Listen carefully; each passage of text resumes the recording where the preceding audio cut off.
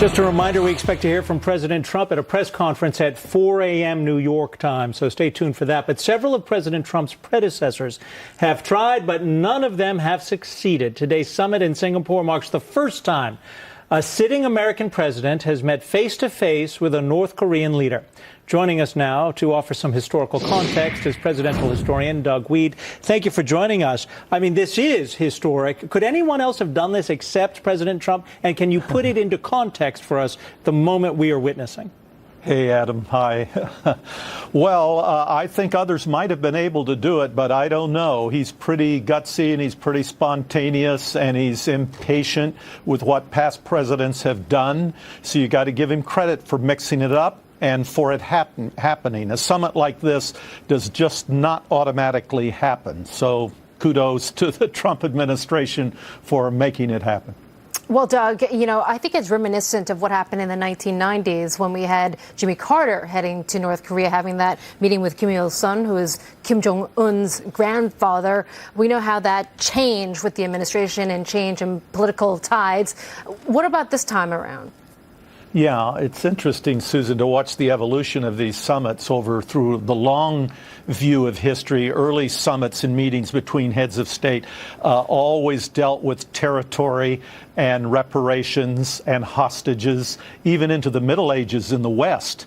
But in Sino-Japanese Chinese history, there have always been these hostages, and I've been watching for that. You hear Pompeo talking about verify. We got to verify. Well, Kim Jong Un wants verification. He wants to verify that he'll be safe. After I heard you talking earlier about what happened to Gaddafi, yeah. I think the specter of Gaddafi hangs over this summit. I think that was one of the Obama administration's greatest foreign policy failures. On the one hand, they're reaching out to Iran and North Korea to say, give up your nukes. On the other hand, here's Gaddafi saying, okay, I'll work with you.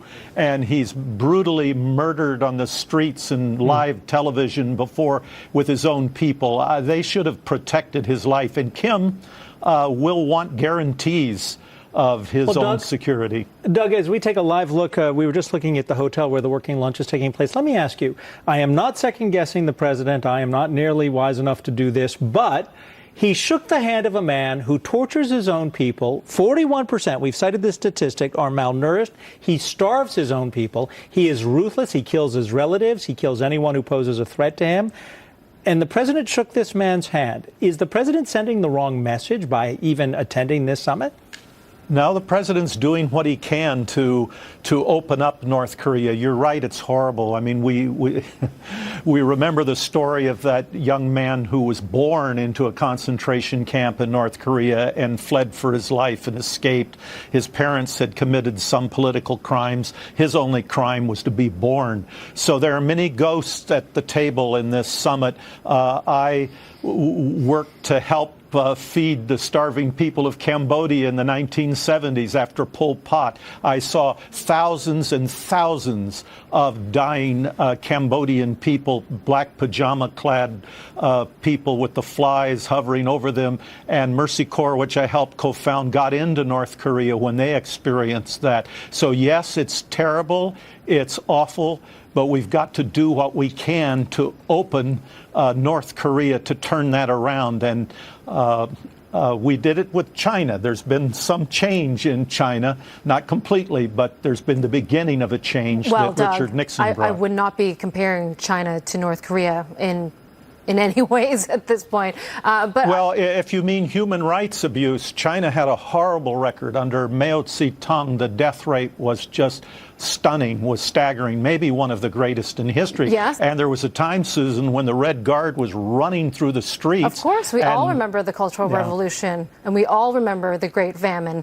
But in terms of human rights in 2018, I don't think it's comparable. That's the point I'm trying to make. Yeah, that's a good point, Susan. Yeah. Well, Doug, how about Kim coming to the table in Singapore? What does that say? Well, You know, he's got his hostages. Korean history, Sino-Japanese Korean history, it hasn't changed much from the Middle Ages. I mean, if Trump were to work this the way they want it, he'd send Jared and Ivanka to live in Pyongyang, and then they could be assured of their security. But he has hostages. He has Japan, which he's threatened Tokyo with a nuclear attack.